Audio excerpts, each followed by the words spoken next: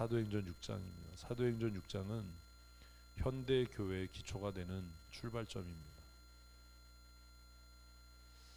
초대교회는 사도라는 직분밖에 없었습니다. 지금으로 말하면 목사들이죠. 12명의 제자들을 통해서 교회, 목회가 시작이 됩니다. 3,000명씩 5,000명씩 회심하고 많은 사람들이 교회 안으로 들어왔습니다. 근데 놀랍게 그들은 예배당을 건축할 생각을 하지 않습니다. 그들은 여전히 성전, 특별히 솔로몬의 행각이라고 하는 곳과 각 회당에서 예배하고 말씀을 양육하는 일들을 했습니다. 또 각 성도들의 집에서 지금으로 말하면 우리 셀 모임, 소그룹 모임, 집 모임을 했습니다. 그런데 이제 문제가 생기기 시작하는 겁니다. 그 내용이 오늘 6장의 내용입니다. 우리 1절을 읽어보십시다. 그때에 제자가 더 많아졌는데 헬라파 유대인들이 자기들의 과부들이 매일의 구제에 빠짐으로 히브리파 사람을 원망하니, 일자라고 하면 읽는 것도 순종이에요. 그때가 언제예요? 제가 왜 왔지?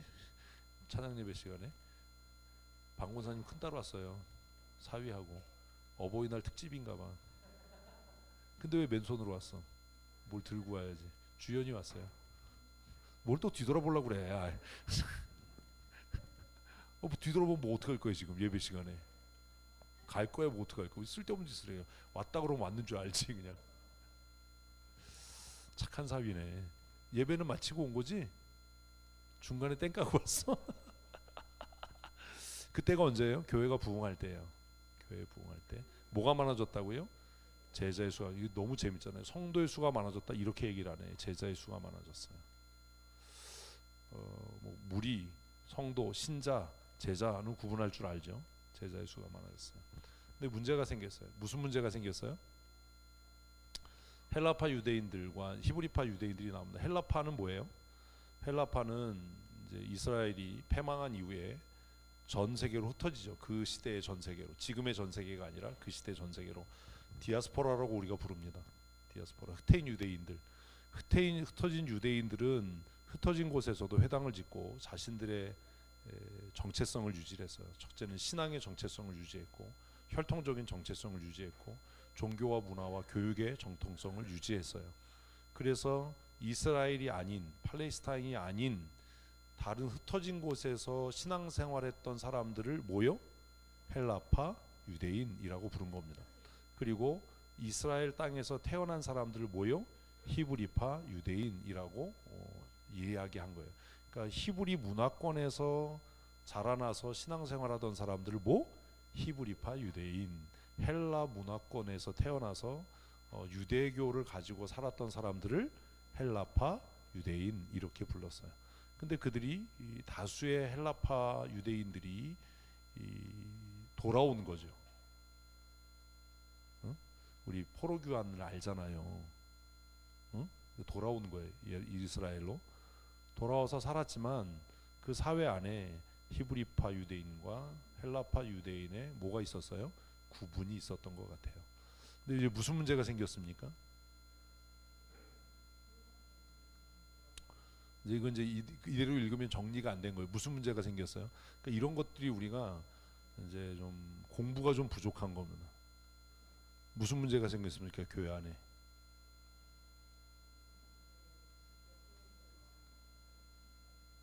무슨 문제가 생겼어요? 됐어요. 뭐 더 나올 게 없을 것 같아요. 행정의 부재의 문제가 생겼어요. 절대로 이런 생각 못 합니다. 가방끈이 짧아서 그래요. 외우는 공부만 해서. 사람들이 많이 모이니까 행정적인 필요가 생겨졌습니다. 그죠? 뭐 두세 사람이 모이는데 질서나 행정이 필요 없잖아요. 근데 3,000명씩 5,000명씩 회심해서 교회 안으로 들어오고 나니까 분배의 문제, 교적 관리의 문제, 이런 게 다 뭐예요? 행정에 관한 헌금 관리의 문제, 이런 게 다 행정이잖아요. 근데 이걸 읽으면서도 그런 정리가 안 되는 거야. 초대교회가 뭐는 충만했는데, 성령은 충만했는데 뭐가 없었구나. 행정적인 체계, 행정의 질서가 없었구나. 그러면 이제 우리가 교회 지도자라면 알아야죠. 아, 교회에 두 가지가 함께 가야 되는 거구나. 무엇과? 성령 충만, 성령의 역사하심, 말씀의 사역과 뭐? 행정의 질서가 있어야 되는 거고. 우리 교회는 행정이 있나요? 없어요. 제가 어제 팀장들 모아놓고 야단 쳤거든요. 아니 내가 우리 교회 부임해서 어린이 주일, 어버이 주일에 어버이 주일에는 어르신들 꽃 따라 드리고 선물 드리고 이런 걸 계속 보였는데 아무 말 안 한다고. 어린이 주일에 그냥 입 닫고 넘어가고 어버이 주일인데도 아무것도 안 하냐. 그럼 우리 교회 장로, 권사, 집사가 없는 거지.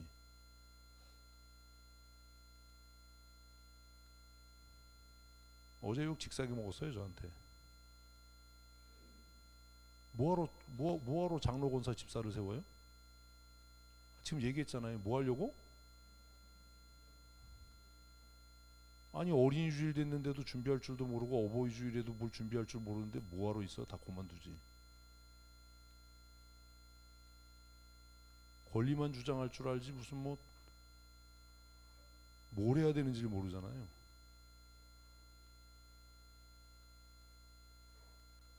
초대교회가 부흥하면서 사람들이 많이 모이면서 행정의 공백이 생겼어요. 일부러 그런 건 아니었겠죠. 일부러 그랬다고 생각하면 진짜 나쁜 놈이고, 그죠? 행정적인 체계, 질서가 안 잡히는 거예요. 사람이 너무 많으니까. 사도행전이 쓰여졌던 동시대의 기록들을 보면 기독교라고 하는 이 예수교가 생기기 전에 유대인들, 히브리 종교, 그러니까 유대교에서도 구제가 행해졌어요. 그러니까 성전 중심의 예배가 있을 때도 구제가 행해졌어요. 근데 그 구제는 어떤 거였냐면 이제 빈궁한 사람들이 금요일이 뭔지 알죠? 안식일 전날이잖아. 이것도 몰라? 안식일 전날에 회당에 오면 일주일치 밥값을 줬어요. 이게 구제였어요. 어디에서 행하던? 유대교에서 행하던. 이게 이 시대의 동시대의 요세푸스의 기록이나 이런 것들을 보면 이제 최하 빈곤층, 신명기법에 의하면 너희 가운데 절대로 빈곤한 사람이 있으면 안 된다. 그래서 레위인 이거 어마했잖아요. 레위인과 객과 고아와 과부를 잊지 마라. 그래서 유대교에서도 금요일이 되면 안식일이 되기 전날이 되면 밥값을 10,000원이라고 합시다. 10,000원. 그러면 6일치 점심값을 현금으로 주는 거였어요. 그 6만 원을 빈민들을 위해 구제하는 일이 계속 행해졌어요. 이해되셨죠? 그게 유대교에서 행해졌던 구제예요. 그런데 지금 이건 그것과 다르죠. 그 유대교에서 행해졌던 구제는 모든 사람을 위해서 행해졌던 거예요. 그러니 얼마나 많은 재원이 필요했겠어요. 그래서 신명기에서는 3년에 한 번씩 10의 2조를 하도록 규정하고 있고, 성도들이 하는 헌금으로 그런 가난한 사람들이 없도록. 그래서 그냥 신명기 읽으면 맨날 레위인과 객과 고아와 과부를 절대로 잊지 마라, 이런 얘기가 계속 반복됐잖아요. 근데 이제 새로 성령의 강림 사건 이후에 예수교, 이제 기독교라는 이름은 바울에 의해서 생겨진 거니까 예수교를 믿는 사람들이 회심해서 막 3,000명씩 5,000명씩 생기면서 이 사람들은 이제 포지션이 어정쩡한 거예요. 뭐냐 하면 성전에 가서 유대교에서 행하는 구제에 참여할 수도 없죠. 왜? 자존심 상하잖아. 그 개종한 사람으로 낙인이 찍히잖아. 일 잘 이해하고 따라와야 돼. 그러니까 초대 교회도 자기들만의 뭘 구축한 거예요? 구제 시스템을 만든 거예요.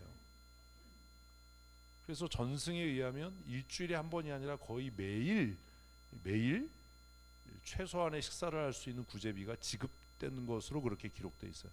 성경 말고 이제 그 시대에 기록된 기록들을 보면, 근데 어떤 일이 생긴 거예요?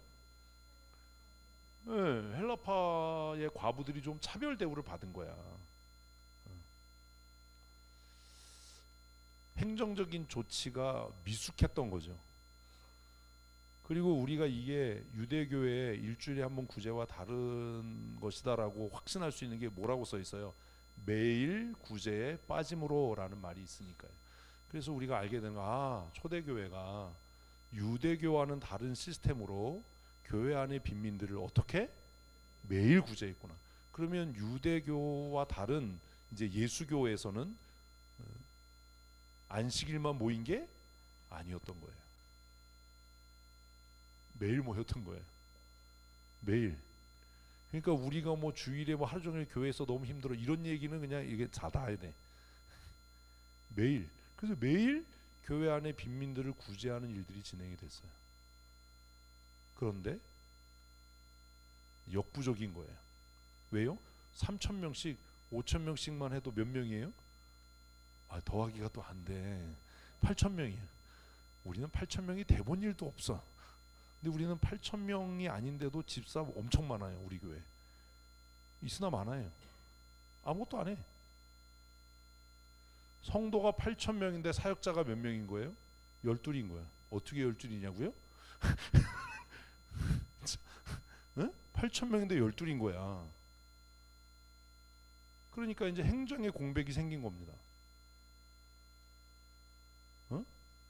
구제하는 일이 정상적으로 이루어지지가 않은 거예요. 그래서 이제 문제가 생겼어요. 그래서 뭐 한 거예요? 그래서 행정 체계를 잡는 거예요. 근데 오늘 교회는 집사, 권사, 장로가 있는데도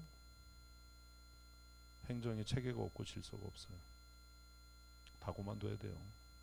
있어야 될 이유가 없는 거예요. 자기들이 뭘 해야 될지 몰라요. 사도행전 6장 처음 읽는 거 아니잖아요. 행정의 공백이 생긴 거예요. 왜요? 성령 충만해서 사도들이 뭐만 했어요? 기도와 말씀 전하는 일에만 했는데 이게 생각지도 않은 문제가 생긴 거예요. 2절 12사도가 모든 제자를 불러 이르되 우리가 하나님의 말씀을 제쳐놓고 접대를 일삼는 것이 마땅하지 아니하니. 여기서 접대를 일삼는 일이라고 하는 단어가 뭐냐면 먼지나게 뛰어다닌다예요. 우리말로 직역하면 먼지가 일도록 뛰어다닌다. 그래서 나 설치고 다니는 사람 싫은 거야. 막 분주한 거야. 막 우리도 뭐 행사 한번 하면 막 주방에 폭탄 떨어진 것 같잖아. 막 그냥 막 설치고 막 먼지나게 뛰어다니고 막 호들갑 떨고 뭐 자기가 해야 될 일인지 안 해야 될 일인지도 모르고 다 참견하고 막 그런 표현이 접대를 일삼는다. 먼지가 일어나도록 분주하게 산만하게 뛰어다닌다. 표현 되게 재밌게 해놨잖아요. 사도들이 이제 깨달은 거야. 이건 성령 충만으로 해결될 수 있는 일이 아니다. 응? 교회는 두 가지를 다 해야 되는 거예요. 그러니 이제 뭘 담당할? 행정적인 일을 담당할 사람들을 세워야 한다. 읽으면서 이런 게 정리가 돼야 되는데 이건 맨날 뭐 믿음, 뭐 은혜 이런 소리 하면 안 돼요. 그럼 이제 알아야 되는 거예요. 교회가 집사, 권사를 왜 세워요? 근데 세우나 마나 필요가 없어요. 어린이 주일인데도 뭐 아무것도 할 줄도 모르고 어버이 주일인데도 뭐 아무것도 할 줄 모르고 뭐하러 있는 거예요? 응? 뭐하고 있는 거예요? 필요가 없잖아요. 성도 관리도 안 돼, 교적 관리도 안 돼.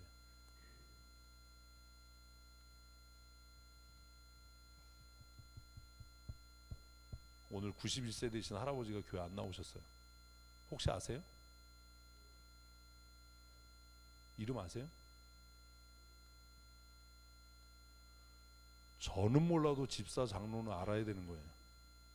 그게 뭐니까? 그게 행정이니까. 입원하셨대요.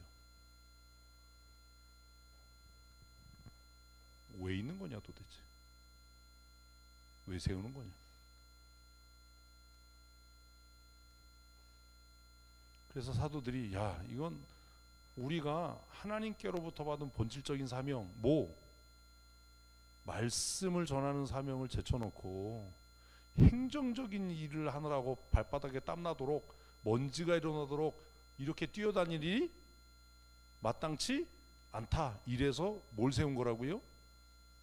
교회 직원을 세운 거예요. 그래서 직원이라고 부르는 거예요. 교회 직원이 어느 교회는 교회 직원이 몇 명이냐 그러니까 우리 사무직원 하나인데요. 이게 확신. 장로고시에 교회 직원을 쓰시오 그랬더니 사찰 집사 일. 아유 이 확 그냥. 교회 직원 뭐예요? 장로, 집사, 권사예요. 안수 집사 아니에요. 목사들도 미쳐가지고 안수 집사를 자꾸. 그냥 집사예요. 그냥 집사. 아, 그냥 집사. 서리 집사는 서리 집사. 서리 받은 집사. 서리 집사는 집사가 아니에요. 그 집사예요. 집사. 그냥 집사. 어? 근데 또 저기 임직식 할 때도 안수 집사 임직이래. 아유 나 진짜 이것들을 그냥 집사예요. 집사. 이 세 사람이 직원이야. 이 사람들을 둔 이유가 뭐라고요? 성도들을 돌아보게 하기 위해. 누가 결석했는지도 몰라요. 왜 안 나왔는지도 몰라요. 뭐하러 있는 거야? 절기가 됐는데도 뭘 할 줄도 몰라요. 뭐냐 이게? 있어야 될 이유가 뭐냐? 그런 고민 안 한다고요.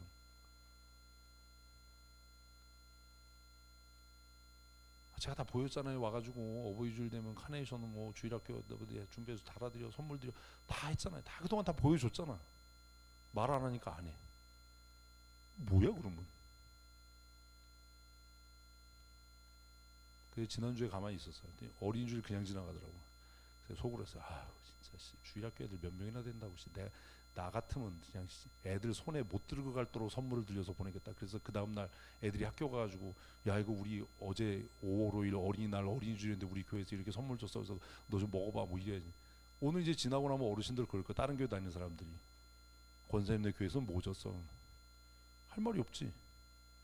뭐 줘서 밥 줬지.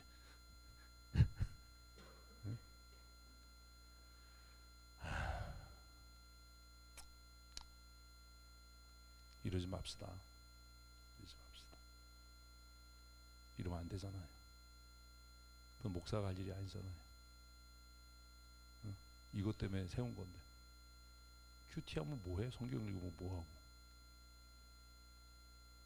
그래서 이제 직원을 세우는 거예요. 3절 읽습니다. 형제들아 너희 가운데서 성령과 지혜가 충만하여 칭찬받는 사람이 올 때까라 우리가 이 일을 그들에게 맡기고. 근데 이거 너무 웃기잖아. 성도가 대략 8,000명이야. 에? 집사가 몇 명이야? 7. 우린 집사가 몇 명이에요? 9. 성도가 그러면 한 8,000명 뭐냐 이게? 뭐 하는 거냐 이게?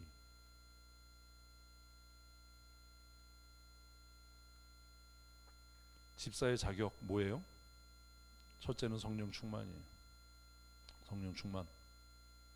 성령이 충만해서 지혜가 있는 거예요. 여러분이 왜 이런 야단 맞는지 아세요? 지혜가 없는 거예요. 왜요? 성령하고 관계가 없거든. 뭘 해야 되는지를 모르거든.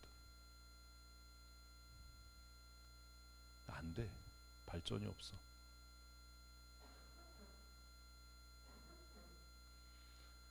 우리가 얼마 전에 장로 투표를 했습니다. 여러분 투표할 때 후보자를 세우려고 할 때 그 사람이 성령 충만해서 그 사람이 거룩한 예배자고 경건한 예배자고 성도들에게 존경받아서 그 사람 지지하고 후원하고 뽑아야 된다라고 말했습니까? 그래서 그렇게 투표했습니까?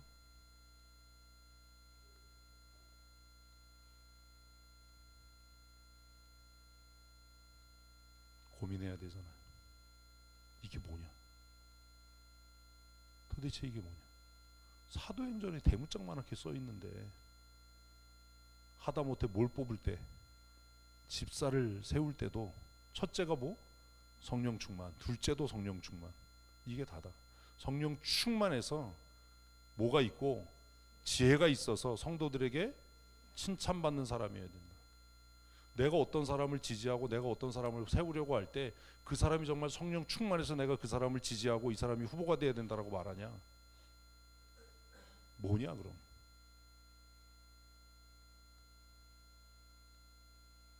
제가 정말 고민스러웠거든요. 우리 당사자 두 사람이 있지만 성령 충만해서 지혜가 충만하고 칭찬받고 여기에 아직 못 미치는 것 같다. 두 사람 있어서 미안하지만 박민철, 이경선 성령 충만한 것 같지 않다. 이 사람들을 세워야 되나? 그래서 제가 그랬잖아요. 교회를 위해서는 지금 상황으로는 세워야 되는데 세울 사람은 없는 것 같다. 제가 그 얘기도 했잖아요. 왜요? 기준이 이거예요. 뭐하고? 진짜로 뭐하고? 성령 충만하고. 아니 구제하는데 뭐가 성령이 충만해야 돼? 모자라면 되지. 계산 잘하고 주판 잘 놓으면 되지. 가? 아니다. 아니 그거 하는데 뭐 그게 성령 충만이 필요해? 그냥 뭐 잔머리 잘 굴러가고 뭐 이러면 되지. 가? 아니다. 지금 구제하고 구제비 나눠주는데 자격이 뭐냐? 뭐 해야 된다? 성령 충만. 앞으로 뭐 집사 세우고 권사 세우는데 내가 이 사람을 추천합니다라고 얘기했는데 딴소리 하면 목사님 이 사람을 제가 권사 후보로 추천하고 싶어요. 왜냐하면 내가 볼 때 성령 충만하고요 지혜로운 것 같아요. 이래야지. 돈이 많으니까요. 교회 기여를 많이 하는데 열심히 있는 것 같은데요. 맨날 하는 얘기가 그거야. 이 사람 열심히 있으니까 열심히 하니까 시켜야 돼. 열심히 있는데 그 사람이 성령 충만하냐고 그러면.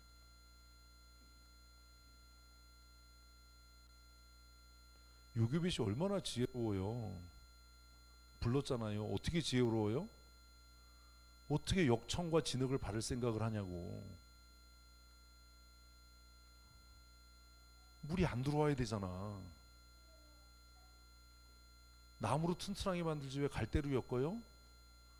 그 강에 악어가 득실거려서 갈대는 안 건드리니까. 얼마나 지혜로워요 이 여자가. 어떻게 그렇게 지혜로워요? 성령 충만하니까. 이 대답도 못해? 성령 충만하니까. 어떻게 그렇게 미련한 짓을 하냐. 왜 그렇게 미련한 짓을 해요? 성령과 아무 관계가 없으니까. 하는 일마다 말하는 것마다 그냥. 집사를 세우는데, 구제를 위해서 집사를 세우는데 성령 충만해야 된다. 그래서 성도들에게 칭찬받는 사람이어야 한다. 그 왜 7이에요? 완전하다. 유대인들 7 좋아하잖아요. 그 뭐 여러 가지 설이 있는데 이게 이제 총회와 노회에서 위원을 세울 때 기준이 된 거예요. 그래서 우리 위원을 세울 때 그냥 5인을 세워요. 5인 일반적으로. 그런데 이거 재판이 필요한 거야 그러면 7인이나 9인을 세워요. 항상 홀수로 세워요. 왜요? 의견이 대립될 때 결정할 수 있게 하기 위해서예요. 그래서 홀수로 세워요. 총회도 위원을 세울 때 3, 5, 7, 9. 3인은 잘 안 해요. 5인 위원.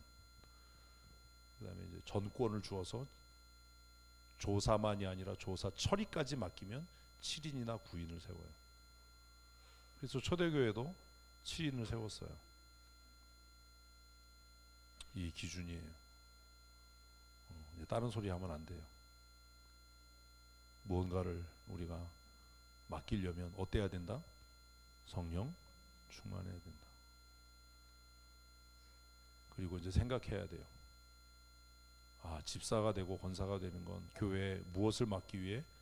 행정의 공백을 맡기 위해 세우는 거지. 여러분이 정책을 세우는 게 아니에요. 집사 권사 장로를 무슨 정책 세우려고 세우는지 아세요? 정책은 목사가 세우는 거예요. 근데 왜 정책 당회하냐? 왜 목사가 이런 정책을 세웠으니까 당신들이 행정적으로 책임져를 하는 게 정책 당회지, 무슨 거기서 의논해서 뭐 정책 세우는 건 줄 아세요?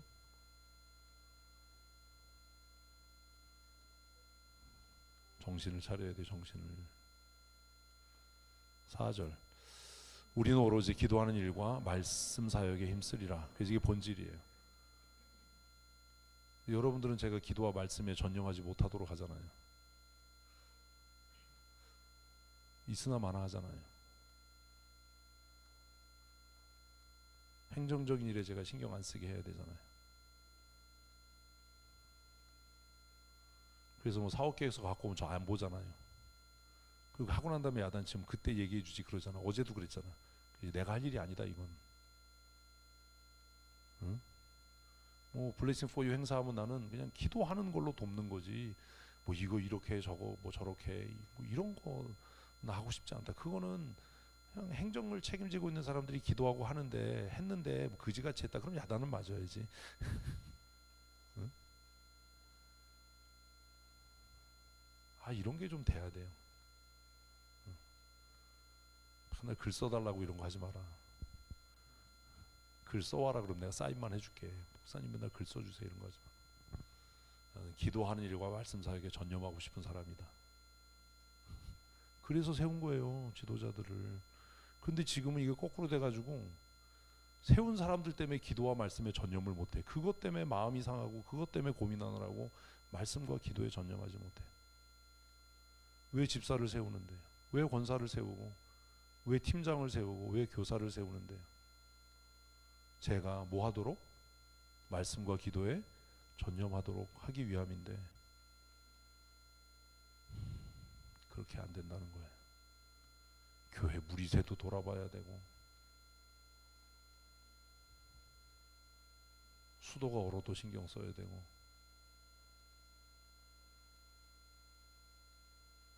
이건 뭐가 잘못되고 있는 거 아니에요?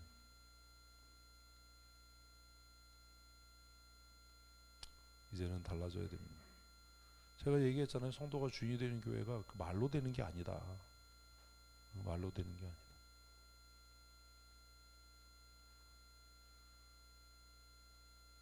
목사가 오로지 기도와 말씀에 전념할 수 있도록. 아니 왜 경로자한테 목사님 메뉴를 뭐 할까를 왜 나한테 묻냐고. 응? 왜 그래요? 하고 나면 뭐라 그러니까 그러지.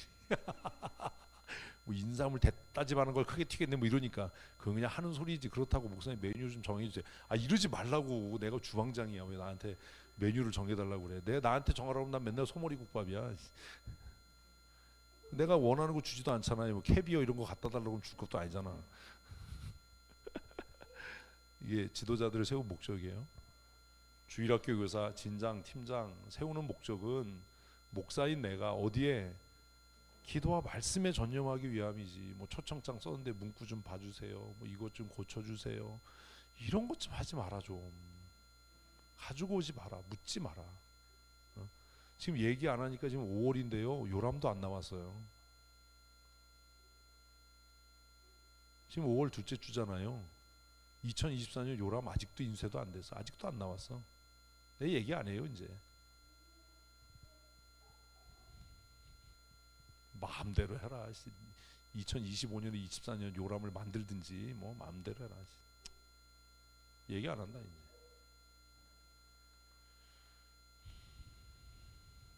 이제는 좀 달라져야 돼요. 후반기부터는 좀 뭘 해야 될지를 좀 알아야 되잖아요. 왜 세웠나 우리를. 5절, 온 무리가 이 말을 기뻐하여. 교회가 기뻐한 거예요. 그래서 어때요? 믿음과 성령이 충만한 사람. 그 쫙 이름. 근데 너무 재밌는 게 이 사람들 이름이요. 읽어는 봅시다. 시작.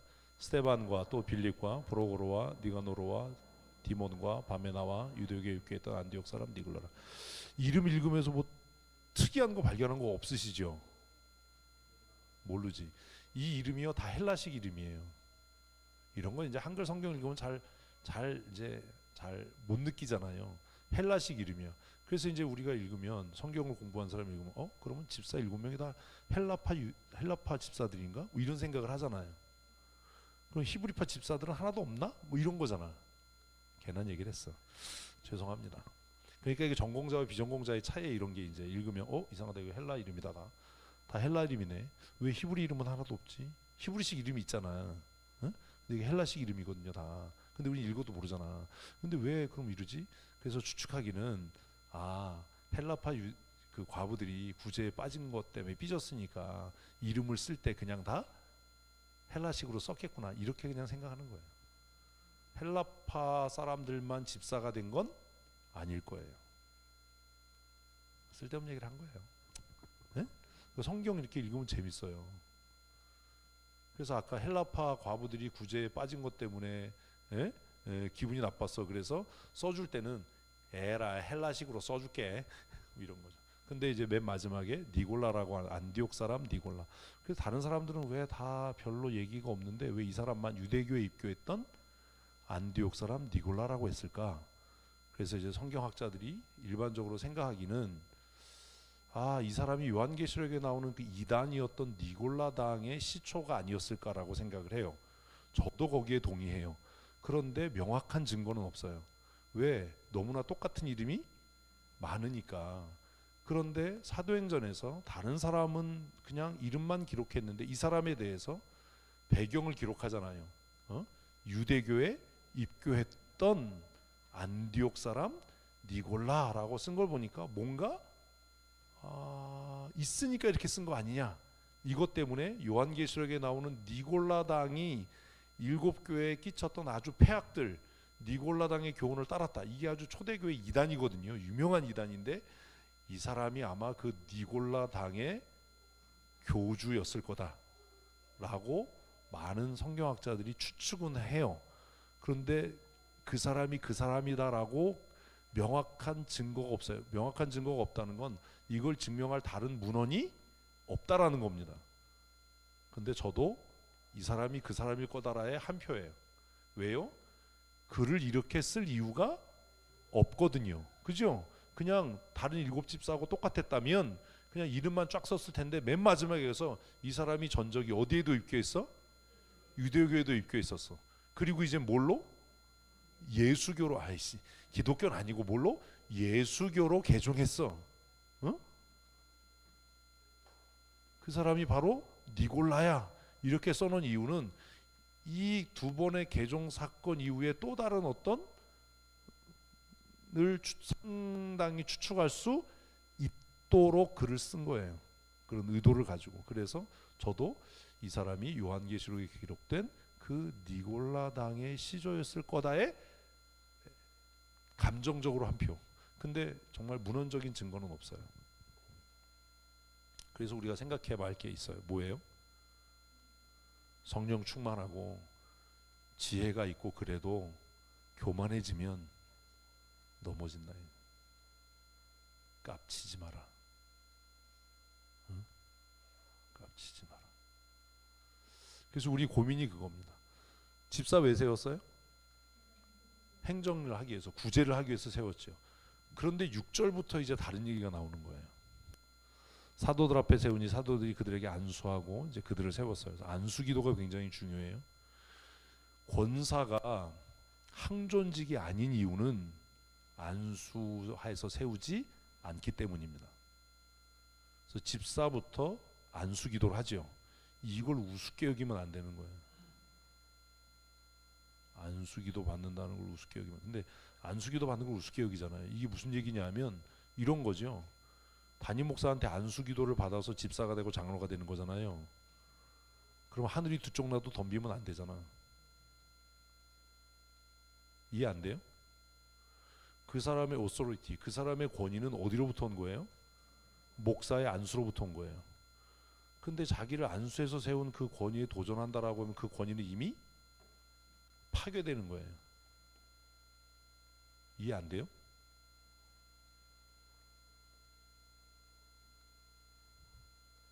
우린 이걸 몰라요. 왜 안수해서 세우는지를.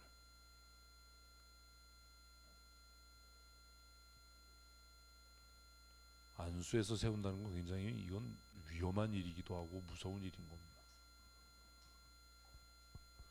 그래서 안수해서 세우는 직분이 딱 세 개거든요. 첫째는 목사. 응? 목사. 누가요? 노회장이. 목사는 노회 소속이니까. 노회장과 그 사람이 안수받을 때 가장 존경하는 선배 목사님, 그리고 그 해의 정치부장, 뭐 이런 사람들이 안수를 해요. 저는 박원규 목사님에게 안수 기도를 받았어요. 그러니까 제가 죽을 때까지 박원규 목사님한텐 못 덤비죠. 그분이 은퇴할 때까지는. 저는 목사가 될 때 박원규 목사님과 최운택 목사님, 유풍동 목사님께 안수를 받았어요. 그러니까 그분들이 담임 목사로 심호할 때는 그분들이 말 같지 않은 소리를 해도 뭐해요? 순종해요. 왜? 내가 그 권위를 통해서 목사가 됐으니까. 하나님이 노해 주신 권위로 내가 목사가 됐으니까. 그래서 박봉식 장로님이 저를 이쁘게 봤던 이유가 그거예요. 옆에서 봐도 최 목사님이 말도 안 되는 소리를 하고 말도 안 될 얘기를 하는데 제가 다 예 하고 순종을 하거든요. 그러니까 그분이 천호까지 오신 거예요. 이런 놈 처음 봤다 이거죠. 근데 왜 그랬냐? 왜 그랬냐? 제가 우리 교회 와서도 그렇게 막 괴롭힘을 당하고 힘들었는데도 왜 그것에 대해서 설명하지 않고 다른 목사님들한테 이렇다 저렇다 말을 안 했냐? 왜요? 내가 그분을 통해 안수받아 세움을 받았으니까요. 돌아가셨을 때 왜 아들 뒤인데 내가 구덩이 들어가서 흙 파고 왜 그렇게 땀 흘리면서 장례를 했냐? 제가 그분을 통해 안수받았기 때문이에요. 다른 거 없어요. 뭐 최 목사님이 존경스럽고 뭐 훌륭하고 뭐 이런 거 아니에요. 그거 하나예요. 내 권위를 내가 존귀히 여기고 지키기 위해서요.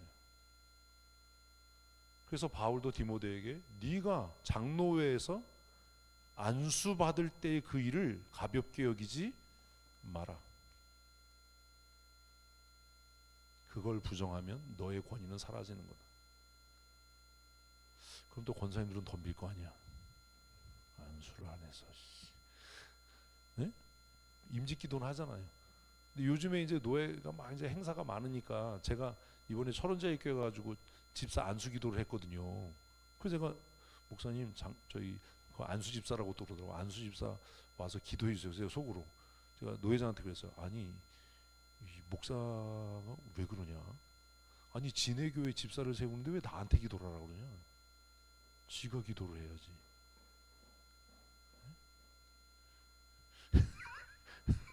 하라고 그러니까 뭐 했어요 그냥. 하랬는데 뭐 하지 뭐. 귀찮은데 안 가려고 그랬는데. 그래서 뭐 기도하고 왔어요. 권면은 해도 안수 기도는 담임 목사가 해야 되는 거 아닌가? 하여튼 그런 거예요. 그래서 이 전통이 지금까지 유지되는 겁니다. 교회에서 집사와 장로를 세울 때 누가? 당회장이. 담임 목사가 아니에요. 당회장 목사가 안수해서 세우는 겁니다. 안수를 한다는 건 이 사람은 이 직임에 있는 동안 나의 권위 아래에 있는 사람이다 라는 걸 교인들 앞에 공포하는 겁니다. 그래서 힘들고 어려워도 무릎 꿇혀놓고 안수하는 거예요. 그냥 서서 하면 안 되나? 안 돼. 무릎 꿇어 이씨. 힘들죠. 구두 신고 그것도 이제 임직하니까 새 구두 신었을 거 아니야. 이게 빳빳한 구두 그냥 아주 신고 이게 안 꼬부라지는데 막 기도나 짧게 하나 막 5분씩 해 쥐나게 아주 그냥 살살 하나 또 막 그냥 있는 힘을 다해서 그냥 머리카락 뽑힐지도 몰라. 어? 안수를 막 이게 초대교회에서 처음 집사를 세울 때 사도들이 뭐 하고 안수해서 그들을 세워요. 내가 당신에게 이 권위를 위임합니다. 그래서 제가 얘기하잖아요. 행정, 인사, 재정에 대한 모든 권위가 누구에게 있다? 목사에게 있다. 네? 그런데 그 일을 왜 그 사람들이 하냐? 모함으로 안수하여 세워서 그 권위를 일부 위임하고 위탁하는 거예요. 장로가 됐으니까 우리가 이런 거 아니에요. 그 예전에 제가 세미나하면서 했어요. 리더십의 이양, 엔카운터다. 내게 있는 권한 중에 하나님이 나에게 주신 모든 전권 중에 교회의 머리신 예수 그리스도께로부터 받은 교회를 운영하는 모든 정권 중에 재정과 행정에 관한 일부의 권한을 당신에게 위임합니다. 위임받았다고 해서 마음대로 하는 게 아니에요. 그래서 세우는 거예요. 그래서 서약을 하는 거야 먼저. 그 서약은 당회장이 받잖아요. 응? 서약을 하고 예라고 대답하면 안수해서 세우는 거예요. 그래서 제가 그래요. 갈 때마다 마음에 안 들면 아니오라고 해라. 두 사람한테도 그럴 거거든. 마음에 안 들면 아니오라고 해. 치리에 복종하지 않겠다. 아니오라고 해라. 왜 내라고 해놓고 나중에 딴짓하지 말고 아니오라고 해라. 안수하고 세웠어요. 같이 있습니다. 하나님의 말씀이 점점 왕성하여 예루살렘에 있는 제자의 수가 더 심히 많아지고 허다한 제사장의 무리도 왜 이렇게 됐어요? 행정이 갖춰지니까 이런 일이 있었어요. 그래서 교회 부흥은 무엇과 성령의 역사와 교회가 뭐가 될 때 행정적인 체계를 질서를 잡아갈 때 부흥이 일어나는 겁니다. 이런 게 돼야 돼요. 뭘 해야 될 줄 알아야 되잖아요. 교적관리 출판팀에 맡기고 목회지원팀에 맡긴 이유가 있어요. 제가 안 하잖아요. 김혜준 권사가 하잖아요. 좀 잘해 좀. 제가 맡기고 안 보거든요. 웹청직 좀 안 봐요. 그냥 교적관리 해놔라. 세례교인 명부 만들어놔라. 별세인 명부 만들어라. 유아 세례교인 명부 만들어라. 내가 이건 너에게 위임한 거야. 허수 다 지워. 교회 안 나오는 사람 다 제적시켜버려 그냥. 교회 행정적인 체계가 질서가 잡혀가기 시작할 때 어떤 일이 일어나요? 여기에서 중요한 건 마지막이에요. 허다한 제사장의 무리도 이렇게 써 있으니까 이게 강조야. 심지어 누구도? 제사장들도 이 도에 복종했다. 예수 믿었다가 아니야. 이 도에 복종했다. 왜 그런 것처럼 이렇게 썼냐 하면 초대교회가 행정적인 질서를 잡아가면서 제사장의 무리도 여기는 뭐가 있어? 질서가 있어. 체계가 있어. 이래서 기독교로 예수교로 개종한 것처럼 보이는 느낌으로 글을 썼어요.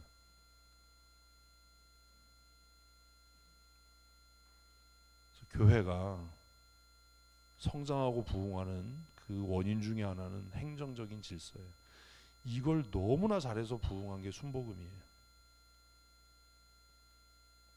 구역장들을 통해서, 대교구장들을 통해서 매일 신방하고.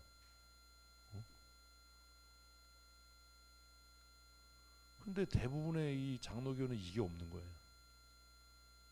근데 보세요. 행정적인 질서를 부목사가 해야 됩니까? 집사 장로들이 해야 됩니까?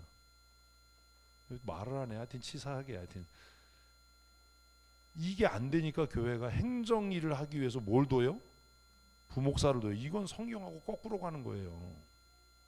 사람들이 그래요. 목사님 어떻게 해요? 부목사 두지. 부목사를 왜 둬요? 뭐 때문에 둬요? 부목사 두는 첫 번째 이유가 뭐야? 솔직하게 모르죠? 새벽기도 차운행이야. 새벽기도 차운행이에요. 두 번째가 뭐예요? 신방이야. 이거 누가 해야 되는 거예요? 권사가 해야 되는 거예요. 교적관리 이거 누가 해야 되는 거예요? 집사가 해야 되는 거예요.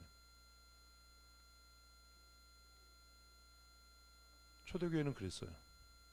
맨날 초대교회로 돌아가자고요? 거짓말 좀 하지 말아시.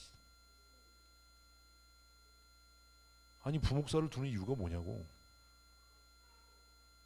부목사님들이 무슨 말씀 사역을 하고 기도하기에 전념하기 위해서 담임 목사님과 우리가 함께 금식하고 기도하기 위해서 부목사 두네. 그런 거 아니잖아요.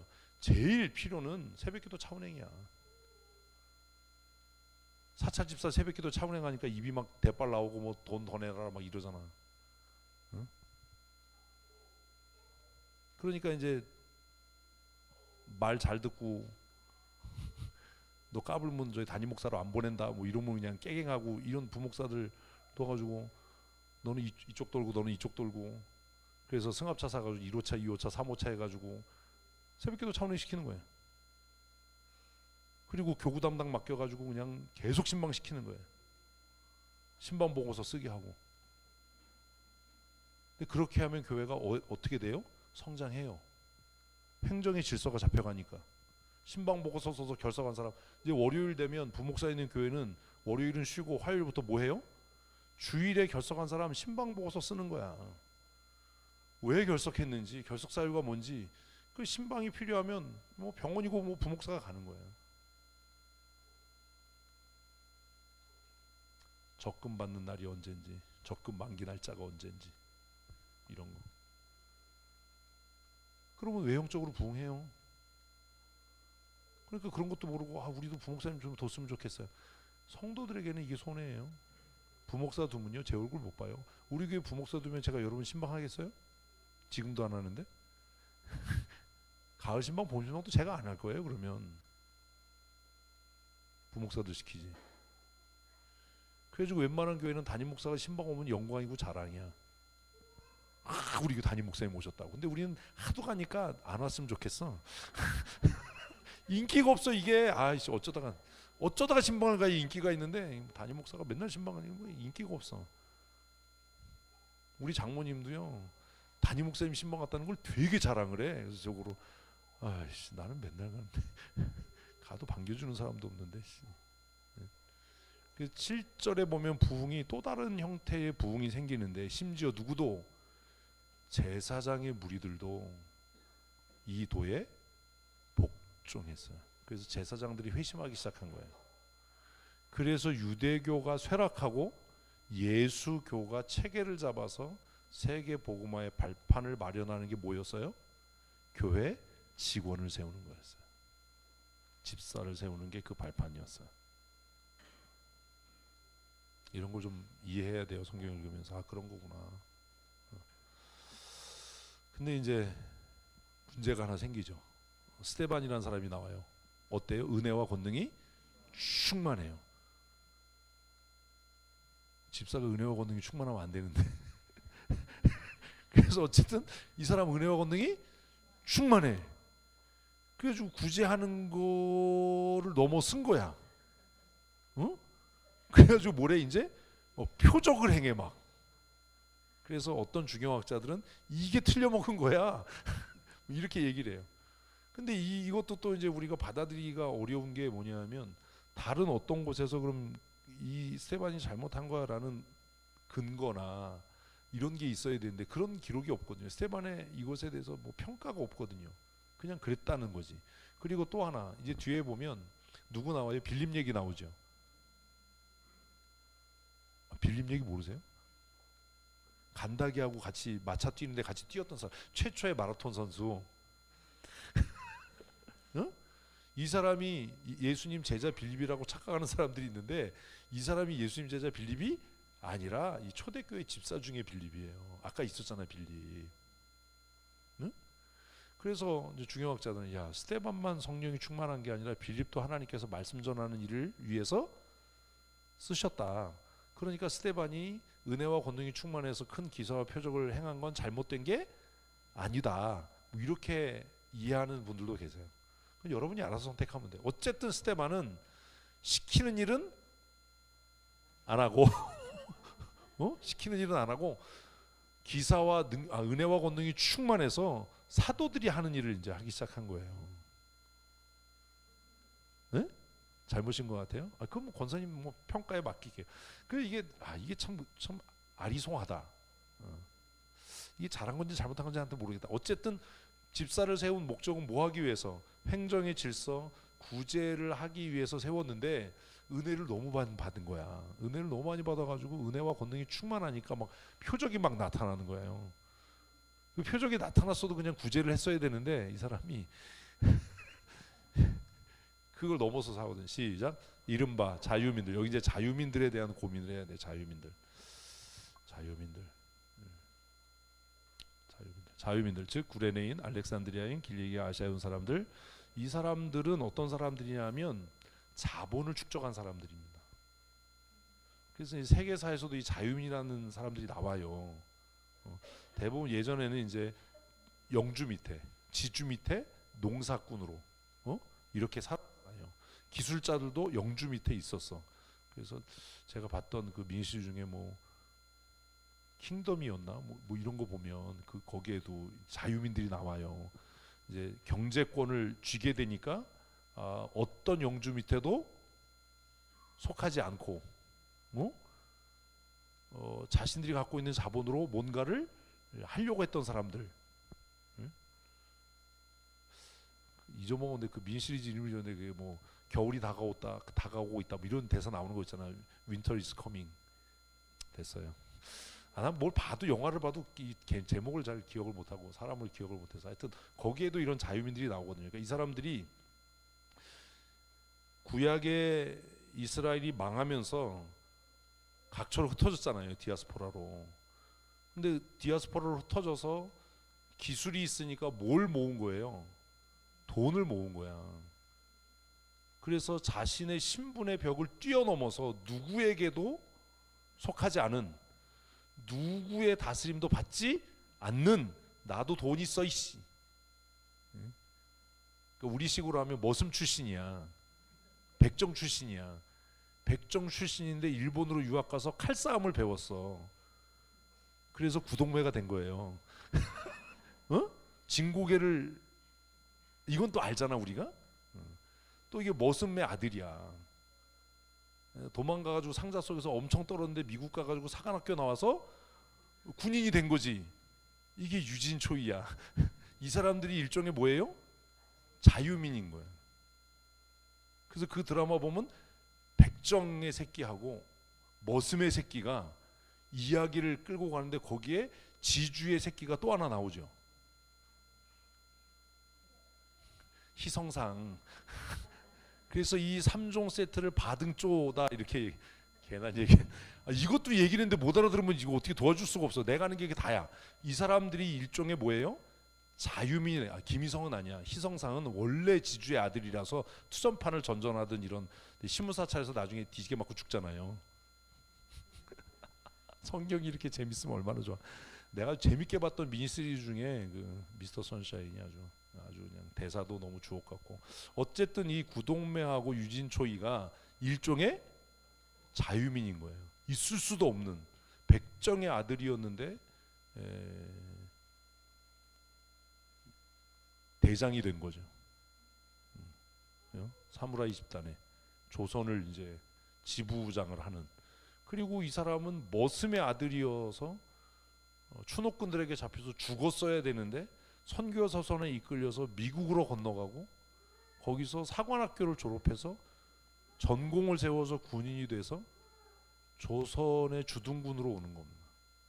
그러니까 예전 조선에서는 이 둘은 어디다 명함도 못 내미는 백정이고 머슴인데 이 사람들이 그 신분을 뛰어넘어서 권력과 능력을 갖게 돼서 새로운 세계를 열어가는.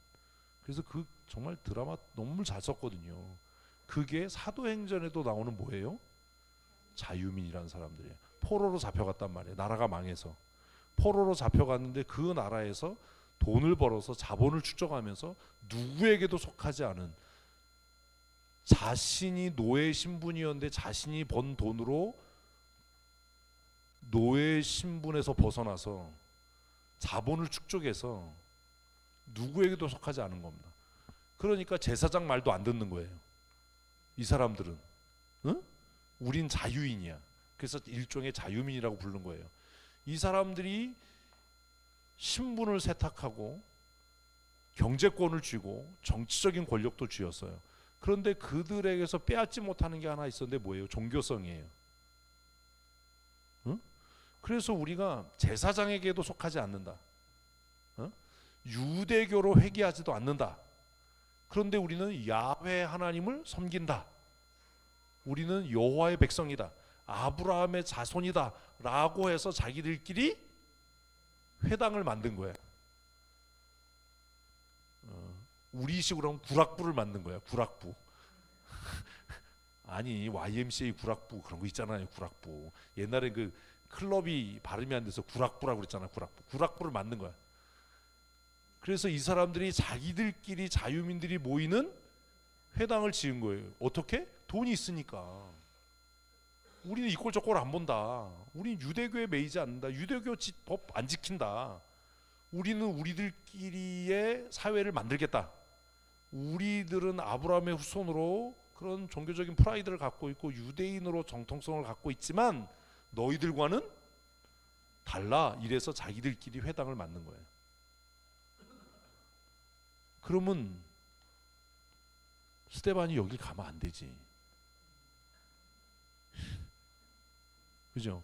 이 사람들은요 지금 자본이 있고 신분은 사회적으로 경제권이 있으니까 상승이 됐는데 이 사람들의 밑바닥엔 뭐가 있어요? 열등감이 있어요. 열등감이 있다고. 열등감 있는 사람 건드리면 안 되는 거예요. 그래서 오전에도 잠언에 어떤 사람? 교만한 자와 악한 자는 징계하면 안 된다. 열등감이 있는 거예요. 포로 귀환에서 돌아오지요. 에스라, 느헤미야, 에스더를 보면 포로 귀환에서 돌아올 때 이 사람들이 얼마나 지독했냐 하면 족보책을 갖고 다녔거든요. 포로 때도. 그래서 포로 귀환에서 돌아올 때도 너 어느 집안 사람이야? 그래서 뭘 해요? 족보를 다 확인하는 거야. 근데 족보가 없어. 피난 오다가 족보를 잊어먹었어요. 너 이름 대봐. 근데 족보 다른 사람 족보 크로스 체크하는데도 없어. 그러면 유대인들이 이 사람을 받았지 않았어요. 응? 나 레위 지파 사람이에요. 나 제사장 가문이에요. 너 이름 없어. 너 안 돼. 이랬거든요.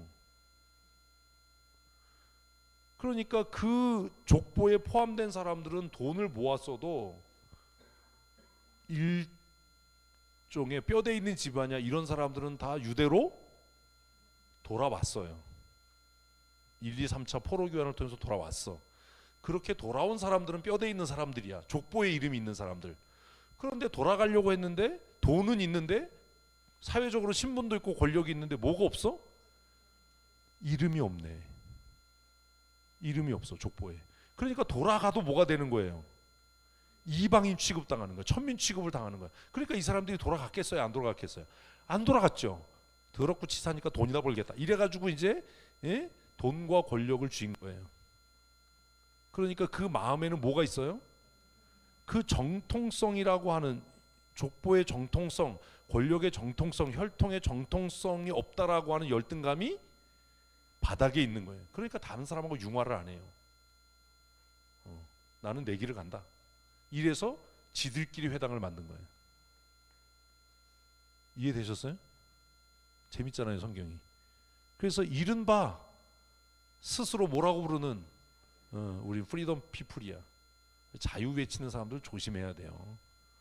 우리 자유인이야 이러고 자기들끼리 집단을 만들어서 회당을 만들어서 자기들만의 경건, 자기들만의 영성, 자기들만의 믿음을 지키는 사람들이 있었어요. 근데 거길 왜 갔냐고 스데반이. 근데 이 사람들은 또 헬라물을 먹었잖아요. 사업장이 헬라잖아. 그러니까 또 뭐도 있어요? 지식도 있는 거야. 응? 지식이 있어. 유대적인 배경이 있으니까 구약 성경에 대한 지식도 있고 헬라 철학의 지식도 있고. 근데 이 지식이 말이야 정통 지식이 아니라 그런 거 있잖아요. 뭐 개똥 철학 이런 거. 이런 게 이제 굳은 거야. 근데 돈도 있잖아. 열등감이 있고 돈도 있고 어정쩡한 지식이 있는 사람의 특징이 뭐냐면 자기 잘못을 인정을 안 해요. 왜냐하면 지금 설명한 것 때문에 그래. 조용하라고 그러지 마. 왜 그래? 잘 설명해 줘야지. 목사님이 다시 얘기해 줄게. 왜냐하면 마음에 상처가 있어서 그래. 그러니까 자기 잘못한 걸 인정. 그러니까 내가 빨리 잘못했습니다라고 인정할 수 있는 사람은 뭐가 있는 사람이에요? 용기 있는 사람이에요. 마음에 상처가 없는 사람이에요. 대부분 잘못했다라고 말 못하는 사람은 버려질 것에 대한 상처, 무시당할 것 같은 두려움, 이런 것들이 마음속 밑바닥에 깔려 있어서 자기가 잘못한 걸 알면서도 뭘 못해요? 사과를 못해요. 사과할 수 있는 건 용기 있는 사람이 할 수 있는 거예요. 이 사람들이 그런 사람들이에요. 그러니까 돈도 있고 권력도 있고 새로운 신분도 있는데 뭔가 정통성 얘기가 나오면 뭔가 좀 껄쩍지근한. 근데 구약에 대해서도 어정쩡한 지식을 갖고 있고 또 뭣도 배웠고 헬라 철학도 배워서 개똥 철학도 갖고 있고, 그러니까 유대인들을 보면서 우리는 너희하고 좀 달라. 어? 뭐가 다른데? 묻지 마. 이렇게 된 거죠. 근데 와서 물은 사람이 생긴 거야. 스테반.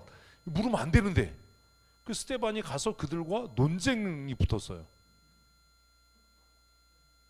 근데 스테반은 아까 얘기했잖아. 뭐? 지혜와 권능이 충만해. 그래가지고 이제 구약을 막 얘기를 했어. 그랬더니 자유민들이 자기들이 아는 구약의 지식, 헬라 철학을 다 동원해서 막 덤벼가지고 했는데 어땠겠어요? 말빨로 밀리는 거지 이제 이게. 아니 이게 우리는 웃을 일이지만 이 사람들은 되게 열받을 일이에요. 어? 그러니까 맨 바닥에 뭐가 드러나는 거예요? 그 열등감이 드러나는 거예요. 아 이게 배경을 잘 알아야 돼. 열등감이 드러나는 거예요. 그런 열등감이 없으면 제사장의 무리처럼, 제사장들이 왜 돌아왔냐 하면 제사장의 무리들은 뭐가 없어요? 열등감이 없잖아. 자기들은 족보에 있잖아. 제사장이라고 하는 신분이 있잖아. 그런데 보니까 이 예수교가 더 체계가 있고, 그들이 얘기하는 거 보니까 구약 성경이 진짜 그런 거 같고, 우리가 구약 성경을 잘못 이해했네 하니까 그 도에 복종한 거예요. 우리가 틀렸어를 인정한 거예요. 제사장들이 우리는 잘못돼, 우리가 틀렸어. 그래서 그들이 유대교를 버리고 예수교로 개종한 거예요. 그래서 허다한 제사장의 무리가 이 도에 믿었다가 아니라 복종했다. 졌다. 우리가 졌다. 이러고 돌아왔어. 그런데 이 자유민들은 그게 태생적으로 안 되는 거예요. 열등감이 있으니까 인정을 안 해. 근데 스데반을 이길 수 있어요? 어떻게 알아? 못 이기는 걸. 못 이기죠. 왜? 아까 써 있었잖아. 뭐? 권능이 충만했다. 그것 때문에 죽은 거예요. 스데반은. 스데반이 성령과 지혜로 말함을 그들이 아주 잔인하게 써서 당하지 못하다 이렇게 써야 되는데 능히 당하지 못한다. 우리식으로 하면 잽도 안 된다. 일대 다수인데도 안 된다.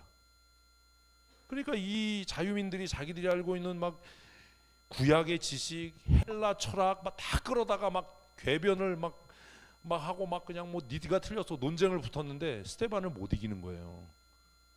왜 못 이겨요? 스데반이 하는 얘기가 이해가 안 되거든. 왜냐하면 자기들은 무슨 얘기하는데 인간적인 지식 얘기를 하고 자기들이 주워들은 뭐 헬라 철학 얘기하고 뭐 이런데 스데반은 무슨 얘기하는 거예요? 성령의 말하게 하심을 따라. 응? 논쟁이 붙었는데 이기질 못하는 거야. 그러면 이기지 못하면 아까 똑같은 상황이잖아요. 그러면 제사장의 무리처럼 뭐 해야 돼요? 그 도에 복종하니라 이렇게 돼야 되는데 이 사람들은 그게 안 되는 거예요. 안 되면 어떻게 해야 돼요? 젖새끼 없애버려야 돼. 지금도 똑같아요.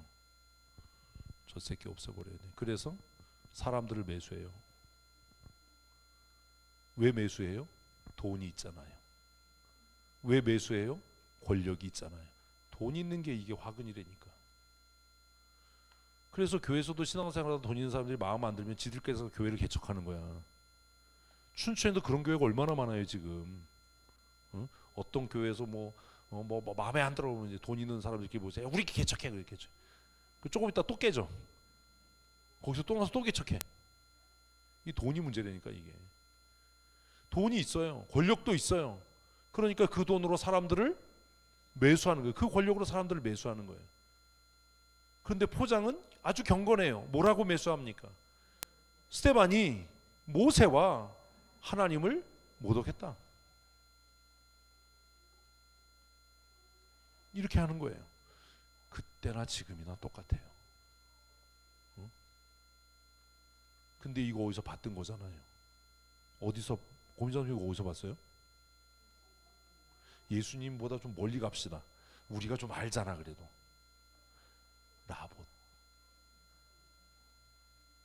포도원, 그때 길 있잖아요. 불량배들을 사서 하나님을 모독하고 왕을 이래가지고 쳐 죽였잖아. 시대가 변해도 똑같은 거. 예수님은 너무 가까워요. 멀리 가면 이미 그때 누가 이세벨이 나봇이 죽인 건 아니잖아. 나봇은 또 아차 죽고 이세벨이 이 짓을 했잖아. 아합이 고민하니까 아유 왕이 돼가지고 뭐 이런 걸로 고민해. 기다려봐, 내가 해결해 줄게. 그래가지고 권력이 있고 돈이 있으니까 사람들을 보내서 야 잔치 베풀어, 어? 금식을 선포해.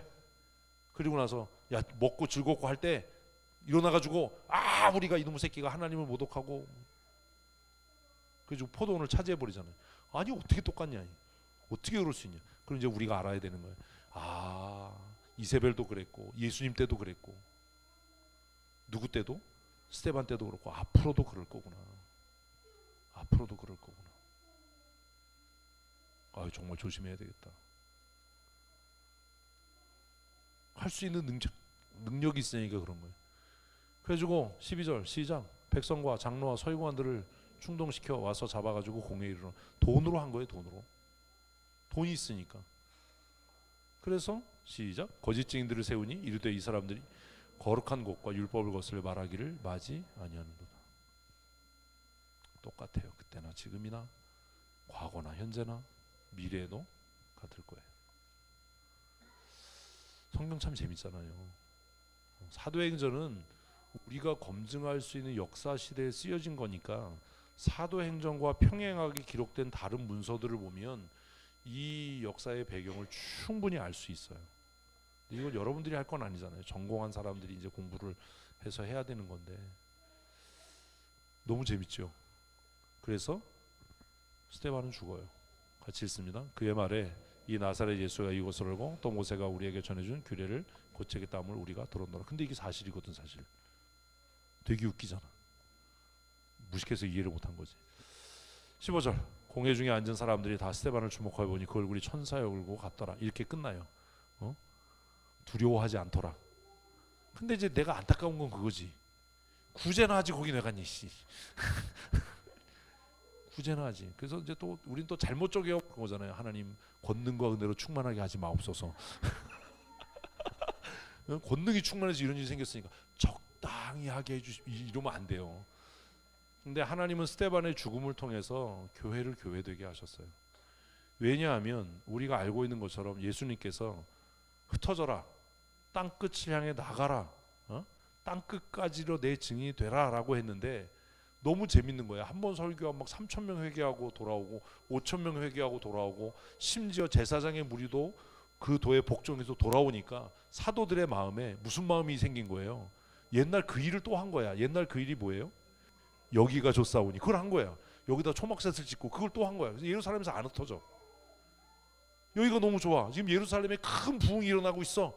여기가 너무 좋아. 그래서 그냥 여기가 좋사오니. 근데 하나님의 명령은 뭐였어요? 흩어져라. 땅끝을 향해 가라.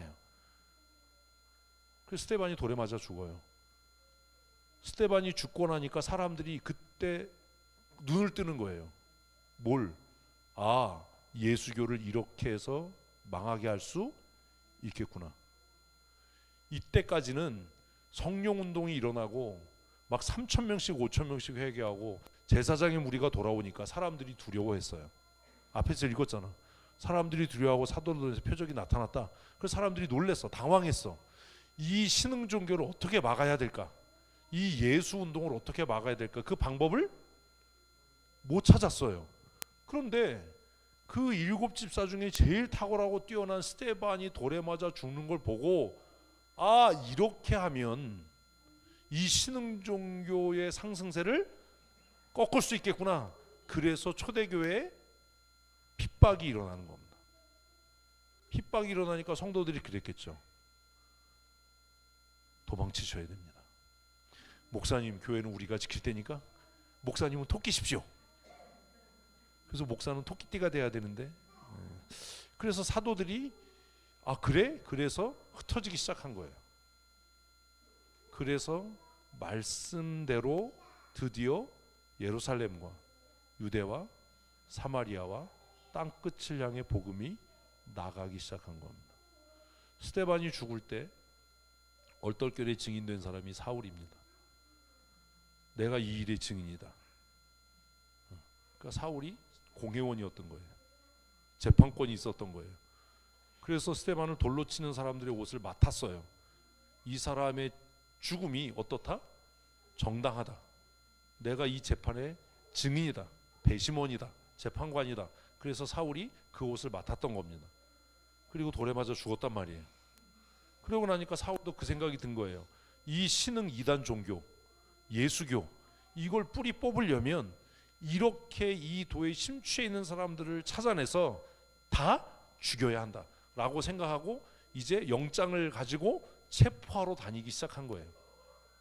그런데 그 일이 너무 잘 된 거야. 그 사업이 너무 잘 돼서 점점점 확산돼서 어디까지? 다메섹까지, 다마스커스까지 이제 그 영장을 들고 거기에 있는 예수교에 빠진 놈들을 색출해서 잡아서 내가 압송해서 죽여야지. 그리고 다음 주에 계속 가다가 엎어진 거예요. 그래서 베드로와 요한을 중심으로 시작된 부흥운동, 베드로와 요한을 중심으로 시작된 지역전도, 로컬 미니스트리가 사울을 통해서 사울이 바울로 바뀌어지면서 월드 미니스트리가 되는 겁니다. 세계 전도가 되는 겁니다. 베드로는 그냥 그랬는데 사울이 개종하면서 일단 패스포드가 있잖아요. 로마 시민권자. 그러니까 로마의 영지에 속한 모든 나라는 그냥 프리패스예요. 바울은 로마 시민권자니까. 또 뭐가 돼요? 헬라어가 되잖아. 헬라어가 로마 말이 되잖아. 또 히브리 말도 되잖아. 그래서 우리가 생각할 때 하나님이 베드로를 좀 힘있게 쓰시지 왜 그랬을까? 일단 뭐가 없어요? 여권이 없어. 여권이 없어. 이 사람은 식민지 사람이야. 여권이 없어. 또 뭐가 안 돼? 말이 안 돼. 우리도 선교지 가면 헬로우, 예스, 땡큐, 베리마치 밖에 못해. 안 돼. 근데 바울은 유창하게 헬라어로 설교할 수 있고 또 때로는 유대인들이 막 시비 걸면 올라서서 히브리 말로 그냥 설교할 수 있고 누가 때리면 맞다가 나 로마 사람인데 이러면 막 와 뭐 이런 거예요. 그러니까 하나님께서 그 적당한 때에 사도 바울을 통해서 세계 선교의 문을 여시는 거예요. 그게 사도행전의 큰 틀이에요. 그래서 베드로와 요한으로부터 시작된 이 지역 전도가 스데반의 죽음을 전환점으로 사도 바울을 통해서 세계 선교로 발돋움하는, 그리고 바울이 전도하면서 목회를 하게 되잖아요. 그러면서 바울이 느꼈던 게 뭐예요? 아, 이 종교에 체계가 없다. 그래서 바울이 그 예수로 인해서 일어난 구원운동, 예수교라고 불려졌던 새로운 종교의 신학적인 기틀을 마련하기 시작합니다. 그가 썼던 다수의 글들 중에 일부가 신약 성경의 바울 서신으로 들어온 거예요. 그러나 바울이 쓴 상당히 많은 저술들 그리고 상당히 많은 편지들은 오늘 우리에게까지 전달되지 않고 있지만 그것이 지금 우리의 기독교의 기본 교리가 된 겁니다. 우리에게 남아있는 건 로마서밖에 없어요. 히브리서도 제가 그냥 바울의 저작이라고 저는 믿는다고 했잖아요. 우리에게 있는 교리서는 로마서와 히브리서가 전부예요. 그러면 로마서와 히브리서가 기독교 교리의 전부냐? 그건 아니잖아요. 그러면 정경으로 채택돼서 성경으로 들어오지 않았지만 바울 사도가 4번의 선교 여행을 통해서 우리는 3차라고 얘기하는데 로마까지 갔던 것까지 하면 4번이잖아요.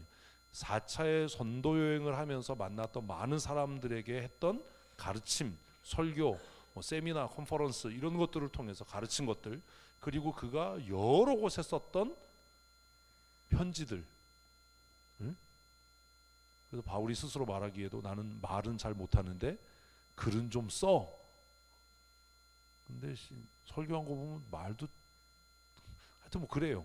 그래서 바울이 썼던 그런 저작들이 그 후대의 교부들을 통해서 정리되고 사상이 체계화돼서 오늘 기독교라고 하는 종교의 뭐가 된 거예요? 사상적 기틀이 된 거예요. 조직 신학의 기틀이 된 게 바울 신학이에요. 그래서 후대에 와서 기독교를 연구하는 적지 않은 신학자들이 기독교는 우리가 예수님께서 죽으시고 부활하셔서 기독교가 되었다라고 해서 기독교, 예수교라고 이야기하지만 사실은 이 기독교를 탄생시킨 것, 유대교로부터 기독교를 탄생시킨 것은 사도 바울이다. 그래서 그 사람들은 기독교는 바울 종교다라고 얘기를 해요. 이건 일반 종교학에서도 바울 종교라고 얘기를 해요. 그래서 비교 종교학이나 일반 종교학을 배우면 거기에서는 예수교, 기독교라는 말보다 바울에 의해서 체계가 잡혀진, 바울에 의해서 신학적인 구조가 세워진 바울 종교다라고 이야기를 하고, 몰트만이라고 하는 굉장히 유명한 신학자는 여러분이 모르니까 안 유명한 거죠. BTS는 아는데 이 사람은 바울 신학의 기원, 바울 종교의 기원이라는 책을 썼어요.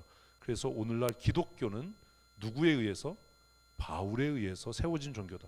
그러니까 예수님의 가르침보다 더 중요한 게 뭐다? 바울의 신학이고 가르침이다. 우리가 지금 믿는 장로교, 우리가 장로교 교리, 장로교 신조, 웨스트민스터 신도계여서 칼빈주의 신앙, 이게 다 어디로부터? 바울 신학으로부터 왔거든요.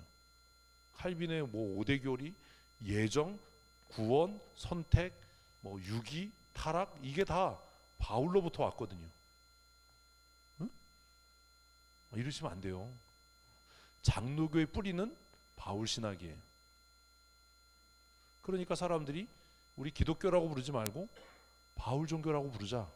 일반 종교학에서, 비교 종교학에서 그렇게 이야기를 해도 아니다라고 말할 수가 없다라는 거예요. 근데 우리가 믿는 건 바울이 탁월하고 뛰어나서가 아니라 역사를 홀로 주관하신 하나님께서 그 때에, 하나님의 때에 준비된 헬라 철학을 공부하고 유대교의 뼛속까지 아주 그냥 쩔어 있고 모든 학문에 능통한, 왜 모든 학문에 능통했게요? 바울이 못생겨서 장가를 못 갔거든요. 아니, 웃자고 하는 소리야. 결혼 안 했잖아요. 그 긴긴 밤 뭐 했겠어요? 공부했겠지 뭐. 이게 공부했겠지 뭐. 응? 고마워요 간사님. 우리 짠 거 같잖아. 그런 얘기는 크게 하셔야 돼요. 그렇게 조그맣게 하면 안 돼. 못 든 사람이 많아 지금. 그런 얘기는 앞으로 나와서 마이크 대고 하세요. 그래서 바울이 수많은 저작을 남겨요. 그리고 수많은 사람을 가르쳐요. 특별히 우리가 잘 아는 것처럼 누구요? 디모데와 디도. 이 친구들이 바울이 은퇴한 이후에 바울이 개척했던 교회를 맡아서 목회를 합니다. 그러면서 바울에게 배웠던 신학들을 정리하고 체계화했고, 그 이후에 교부들, 속사도들을 통해서 그것들이 발전해 갑니다. 그런 기록들이 남겨져 있었는데 그런 것들이 대부분 헬라어로 기록됐으니까 그걸 연구하려면 또 학문적인 노력을 무진장해야 되잖아요. 그래서 하나님께서 또 들어 쓰신 사람이 있어요. 그게 칼빈이에요. 깔뱅이라고 부르는. 이 사람도 몸이 약해서 외부 활동을 못했어요. 그래서 사람들이 칼빈의 뒤를 졸졸졸 따라다니는 사람들이 있었는데 누가 따라다녔게요? 장의사가요. 이건 언제 쓰러져 죽어도 이상하지 않다. 그래서 이 사람이 쓰러지면 제일 먼저 찜하는 놈이 데려가서 장례를 치르는 거니까 장의사들이 칼빈이 지나가면 우스갯소리로 줄자 들고 키 재고 폭을 재서 이거 언제 죽을지 모르니까 따라다니자. 그러니까 칼빈도 병약하고 예민하고 이러니까 할 수 있는 게 뭐예요? 글 읽고 책 읽고 뭐 이런 거예요. 글 쓰고 이런 거. 그러니까 칼빈이 할 것도 없으니까 그냥 글만 쓴 거예요. 그래서 25세 어떻게 기독교 강요 그런 걸 쓰냐고. 25이면 연애를 해야지. 응? 25세 기독교 강요를 써서 나를 낙심시키잖아. 내가 26세 기독교 강요를 처음 읽었는데 뭔 말인지 모르겠어. 그래서 내가 속으로 했어. 아니 어떤 새끼는 25세 이걸 썼대는데 어떤 새끼는 26세 읽어도 뭔 말인지 모르겠다 이게. 응?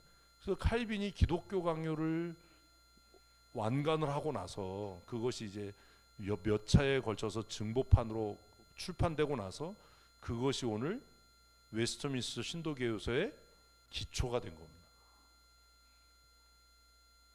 우리가 예수 믿는 건요 그냥 된 게 아니에요. 그래서 우리는 맨날 뭐 하면 웨스트민스터 신도개요서의 대소리 성경 맨날 이 얘기하는데 읽어본 일이 없어. 하나님은요 그때 따라서 그렇게 준비된 사람들을 사용하셨어요. 베드로의 열정, 베드로의 담대함, 무대뽀적인 기질. 응? 그런데 그는 학문적인 준비가 부족했죠. 베드로에게서 끝났다면 기독교가 이렇게 체계화되지 못했을 거예요. 근데 정말 적당한 타이밍에 능력과 권능이 충만한 스데반을 하나님께서 예수를 뒤따르는 순교 제물로 삼으시고 예수님의 죽음을 통해 베드로를 얻으셨던 것처럼, 이해되시죠? 스데반의 죽음을 통해 바울을 얻으셨어요. 응? 너무 멋지잖아요. 그래서 바울이 회심하고 나서 내가 예수 만난 것은 전적으로 은혜다. 그래서 죽을 때까지 복음을 전하는 일과 펜을 놓는 일을 하지 않아요. 멈추지 않아요. 그래서 바울이 로마로 압송되어서 간 이후에 구금 상태가 되거든요. 연금 상태가 되거든요. 그때에도 바울은 자기가 밖으로 나가지 못하니까 사람들을 집으로 계속 초청을 합니다. 초청해서 밥 먹이면서 복음을 전하는 거예요.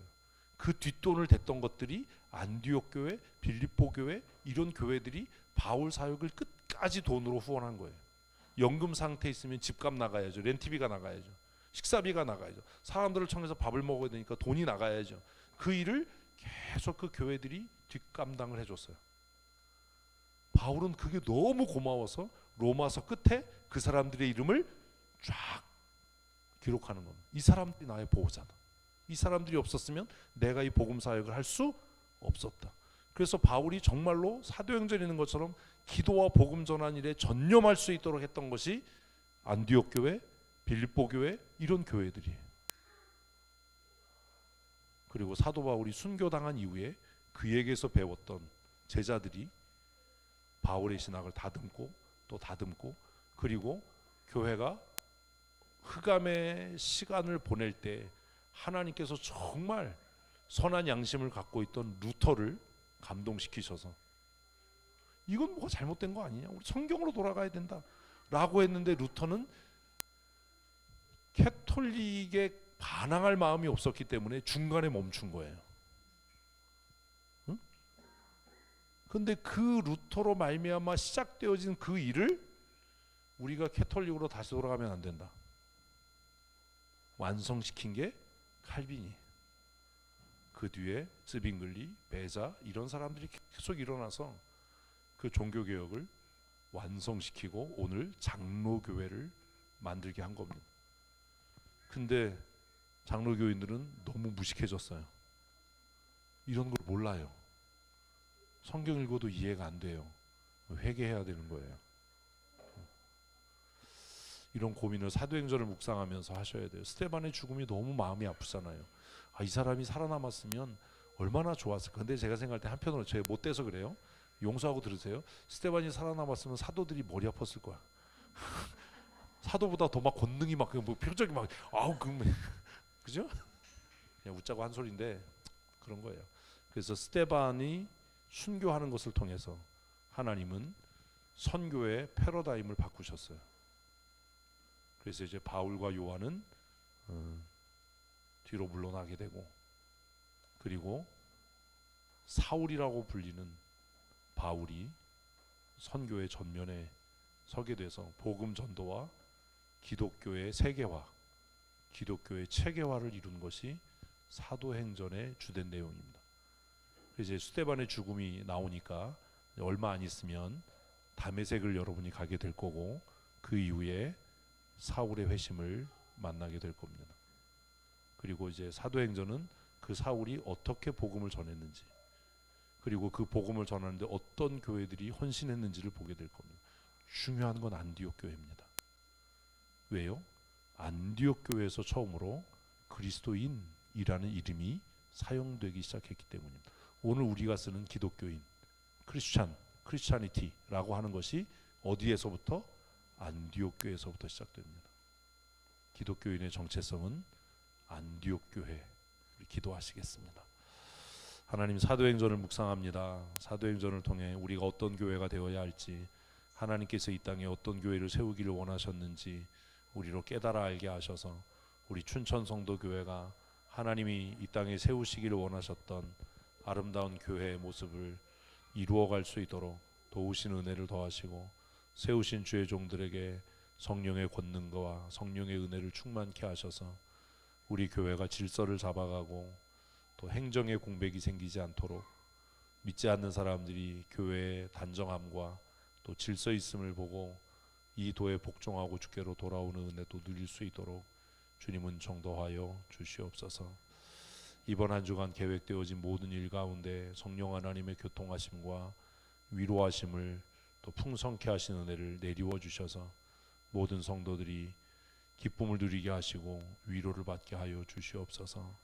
이제 연세가 많으셔서 육체의 연약함으로 병석에 있는 우리 어르신을 하나님 기억하시고 하나님 나라 가는 날까지 예배의 자리를 사모하며 기쁨으로 주 앞에 나와 예배할 수 있도록 은혜를 더하여 주시옵소서. 여러 가지 사정과 형편으로 오늘 예배에 참여하지 못한 성도들의 가정을 하나님 기억하시고, 믿음이 연약한 자들에게는 믿음의 은혜를 더하시고, 하나님 상황과 환경으로 인해 또 육체의 연약함으로 인해 예배에 나오지 못한 성도들에게는 하나님께서 도우신 은혜와 긍휼과 자비를 더하셔서 다음 주에는 기쁨으로 하나님 앞에 나와 예배할 수 있도록 도우시는 은총 더하여 주시옵소서. 학업 중에 있는 자녀들에게 지혜와 명철을 더하여 주시고, 우리 사랑하는 성도들 직장에서도 머리가 되고 꼬리가 되지 않게 하시며 위에 있고 아래에 있지 아니하도록, 손으로 경영하는 일들이 헛되지 아니하도록 주께서 은혜와 복을 내리워 주시옵소서.